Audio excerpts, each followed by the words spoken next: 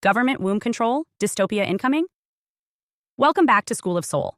I'm Adeline Atlas, 11 times published author, and today's episode takes us from emerging innovation to looming regulation.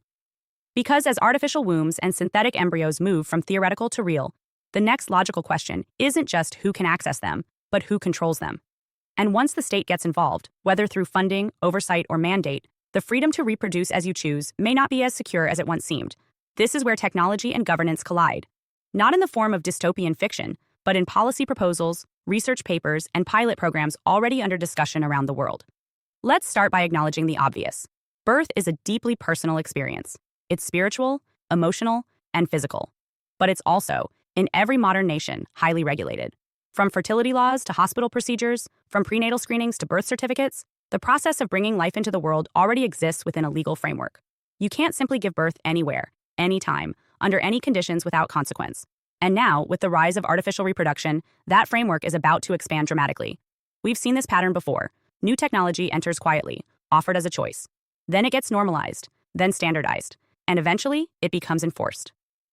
Artificial wombs may start as a solution for the medically vulnerable, but once they're proven to be safer, more efficient, or more equitable, we may see a push to replace traditional gestation altogether. Especially in countries where governments are focused on population health, demographic engineering, or birth outcome optimization. China is a perfect example of how government influence over reproduction isn't hypothetical, it's historical. From the one-child policy, to fertility monitoring, to recent social credit score tie-ins with parenting incentives, reproduction is not seen as a private right, but as a national interest. It's entirely plausible that future reproductive licenses may be issued only to those who meet certain behavioral, genetic, or social criteria. If you're seen as a stable, productive citizen, you qualify. If not, access to reproduction may be restricted or redirected entirely into state-approved artificial womb systems. But this isn't limited to authoritarian models. Even in democratic countries, the idea of responsible parenting is already woven into welfare programs, school access, and public health campaigns. If artificial wombs are framed as tools to eliminate birth complications, prevent genetic defects, or reduce healthcare costs, what's to stop governments from incentivizing or mandating their use? Imagine a future where certain populations are encouraged to use state-run ectogenesis facilities. At first, it may be positioned as a benefit: free services, no labor pain, fully optimized development. But under the surface, it becomes a system of control. The state designs, monitors, and ultimately owns the gestational process. Parents are moved from creators to clients, and the child is not just born, but produced under policy.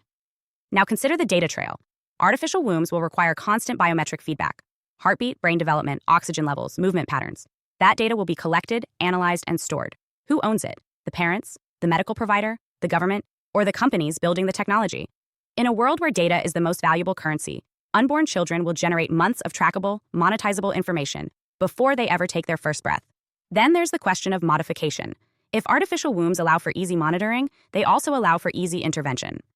Nutrient adjustments, hormonal tweaks, stress reduction programming, gene editing. If a government decides to introduce standard upgrades during gestation, resistance to disease, temperament stabilization, intelligence enhancement, can parents say no? Or will refusal be seen as endangering the child, and therefore a form of neglect? And what about the reverse? What happens when a child fails to meet projected benchmarks inside an artificial womb? Will gestation be allowed to continue? Or could a state claim the right to terminate based on future projections of health or productivity? This isn't theoretical. In many places, prenatal testing already leads to selective abortion based on perceived disability. Artificial wombs make that process even more clinical, more detached. It becomes a spreadsheet, not a soul. Now layer in artificial intelligence. Smart monitoring systems will eventually become smart decision-making systems. AI will be used to optimize outcomes, track metrics, and advise on interventions. And like all systems, AI reflects the values of its creators. What happens when cultural bias, class assumptions, or eugenic logic get baked into gestational algorithms? Who checks the code? Who decides what a normal or ideal child looks like? And who pushes back when the results begin to look eerily uniform? Here's the uncomfortable truth. Once you remove reproduction from the body, it becomes subject to external authority. Womb sovereignty becomes a policy issue, not a personal one. And in that shift, the deepest human right, the right to create life as an act of love, purpose, or spiritual calling, can be overwritten by governance, metrics, and mandates. Some will argue this is progress, that centralized control ensures safety, reduces inequality, and improves life expectancy. But safety without freedom is not care. And efficiency without choice is not liberation. We must be careful not to trade biological vulnerability for bureaucratic control. Not to surrender the sacredness of birth, in exchange for streamlined reproduction. Because the moment reproduction becomes a managed process, administered by experts, coded by programmers, overseen by committees, we lose the mess, the magic, the human truth of it all. So what should we watch for? Look for policies that encourage gestational technology for your own good. Listen for language about population health, genetic responsibility, or family planning modernization. Pay attention to who's funding artificial womb research and what their long-term interests are. Read the fine print in fertility policy. Ask questions about consent, about data, about rights. And most of all, remember that the power to create life is sacred. It does not belong to the state. It does not belong to science. It belongs to the soul. Because in a world where everything can be automated, controlled, or monitored, the act of creating life with intention, not instruction, is one of the last true freedoms we have, and it is worth protecting at all costs. Hi, I am Adeline Atlas, 11 times published author, and SOS, School of Soul has a brand new series, the AI and Future Technology series. Look, you know the world is changing, and no, it's not going back to normal. Normal is over, and what's coming next is beyond anything we were prepared for. The School of Soul, AI and Future Technology series includes 319 videos on 1. The Download Society, How Data Has Replaced Destiny. 2. Predictive Future. Your next moves aren't random, they're forecasted. 3. Social Credit Systems. The behavioral economy now governs access. 4. Hive Mind. Synthetic telepathy and collective algorithmic control. 5. Nanobots inside you. Medical, military, and programmable intrusions. 6. Grief Tech. AI-fueled digital resurrection and simulated comfort. 7. Uploading your mind, consciousness transfer, and data-based identity. 8. Deep fakes plus AI clones. The replication of reality and identity theft. 9.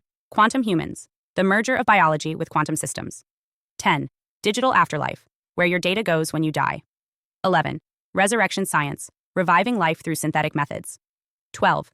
Immortal Science, the end of death as we know it. 13. Longevity Science, gene editing, anti-aging, and bio-upgrades. 14. Designer Babies, engineered perfection before birth. 15. Artificial Wombs, birth decoupled from the female body. 16. 3D printing, printing organs, limbs, and even humans. 17. The Humanoid Era, the rise of synthetic beings among us. 18. Legacy Humans, the slow phase-out of unmodified analog people. 19. Smart Cities, algorithmic environments that watch and decide. 20. Cloud-based societies, citizenship without borders or bodies. 21. Hackable humans, emotion, memory, and behavior under code. 22. Biometric scanning, your body is your password and your prison. 23. Sex tech, intimacy reprogrammed by machines. 24. Extinction of gender, fluidity, deletion, and design of identity. Every topic is fully explored with real-world technologies, patents, case studies, ethical analysis, and future forecasts. These aren't someday discussions. This is already happening. Join the SOS School of Soul Vault to overstand the future before it's implemented on you.